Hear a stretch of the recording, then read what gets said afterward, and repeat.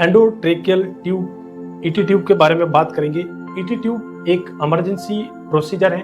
ये पेशेंट के एयरवे को पेटेंट करने के लिए अपन करते हैं। किसी भी पेशेंट के अंदर ईटी ट्यूब डालने के लिए हमें सबसे पहले उसका लेरिंजोस्कोप और इंस्ट्रूमेंट की जरूरत पड़ती है। अपन पेशेंट को ईटी ट्यूब डालने के लिए लेरिंजोस्कोप से उसका अपन जो एयरवे है ये लेरिंजोस्कोप लेंगे और उसके एयरवे को अपन क्या करेंगे, ओपन करेंगे।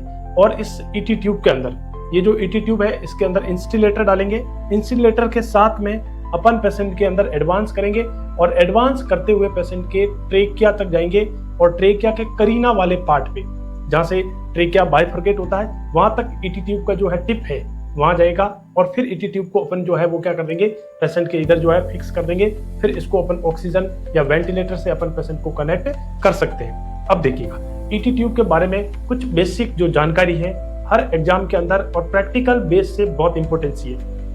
अब जब अपने ईटी ट्यूब पेशेंट के अंदर डाल दिया है, डाला इसलिए पेशेंट का एयरवे जो है कॉम्प्रोमाइज था और एयरवे को पेटेंट करने के लिए अपन ने ईटी ट्यूब का यूज किया है। तो जैसे ही ईटी ट्यूब डाला है तो वैसे अपन को इसको दोनों चेस्ट पे ऑस्कल्टेशंस करेंगे और पेशेंट को सुनेंगे कि दोनों लंग्स के अंदर बराबर जो है वो एयरवे जा रहा कि नहीं जा रहा है। पेशेंट का SpO2 जो है वो कंटिन्यू मॉनिटर करेंगे और कंफर्मेशंस करने के लिए अपन कैप्नोग्राफी करेंगे। और ईटी ट्यूब का प्लेसमेंट कंफर्मेशंस करने के लिए अपन सियाम मशीन लाएंगे और एक्सरे जो है वो देखेंगे। और एक्सरे के अंदर क्या देखेंगे, एक्सरे में कोई भी जो ट्यूब है वो हमें कैसे दिखाई देती है। ये जो ट्यूब है, ये जो आपको ट्यूब नजर आ रही है, इस ट्यूब के अंदर आपने देखा होगा ये जो ब्लू कलर की जो लाइन है, ये ब्लू कलर की जो लाइनिंग है ये रेडियो ओपेक लाइनिंग है। ये टिप तक जो है वो आ रखी है। तो अपन जैसे ही पेशेंट के अंदर ये ट्यूब जो जा रखी है जहाँ पे, तो ये एक चमकती हुई एक्सरे के अंदर जो है वो क्या आ जाएगी, ब्लू लाइन जो है वो आ जाएगी, जिससे अपन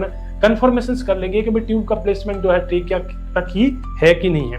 फिर देखिएगा, ट्यूब को डाल दी, कंफर्मेशंस कर लिया, SpO2 कर लिया और चेस्ट दोनों तरीके से अपने ऑस्कल्टेशंस करके देख लिया, लंग्स का बराबर है, पेशेंट का SpO2 ठीक है, मॉनिटर पे सब कुछ ठीक चल रहा है। अब जो मेन जो ड्यूटी है, इस ट्यूब को अपन क्या करेंगे, इस ट्यूब को टाई करेंगे और इसको जो सिक्योर जो है वो करना है। कभी भी ट्यूब का लूप ना बनाए, कहीं भी जैसे एनजी ट्यूब, कोई भी ट्यूब लगी हुई है, ड्रेन ट्यूब लगी है ना, लूप ना बनाए। लूप लगाने से क्या हो जाएगी, डिस्कनेक्ट हो जाएगी। तो लूप ना लगाएं।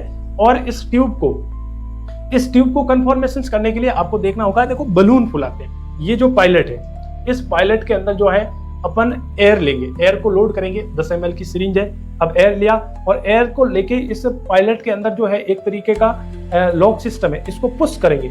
पुश करने के बाद में देखना ये इसके अंदर क्या हो रहा है, बलून जो है वो क्या हो रहा है, इन्फ्लेट हो रहा है। अपन पेशेंट के अकॉर्डिंग जो दो तरह की ईटी ट्यूब आती है, एक आती बलून वाली और एक विदाउट बलून वाली। बलून वाली जो है अपन अडल्ट के अंदर डालते हैं, छोटे पीडियाट्रिक केस के अंदर जो है विदाउट जो कप वाली है, विदाउट कप वाली जो है ईटी ट्यूब डालेंगे।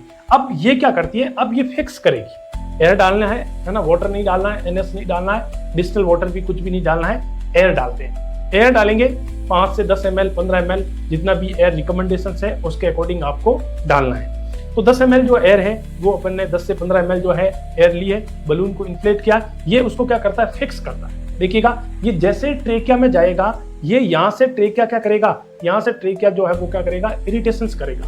तो हर 2 घंटे में नर्स की ड्यूटी होती है कि इस बलून को डिफ्लेट करें। डिफ्लेट का मतलब क्या है, इस ट्रेकिया पे जो टेंशन्स पड़ रखा है उसकी वजह से अल्सर हो सकते हैं, उसकी वजह से प्रॉब्लम क्रिएट हो सकती है। इसको डिफ्लेट जो है वो वापस करना है और वापस इसको इन्फ्लेशंस जो है वो करना है। ये एक नर्स की ड्यूटी है।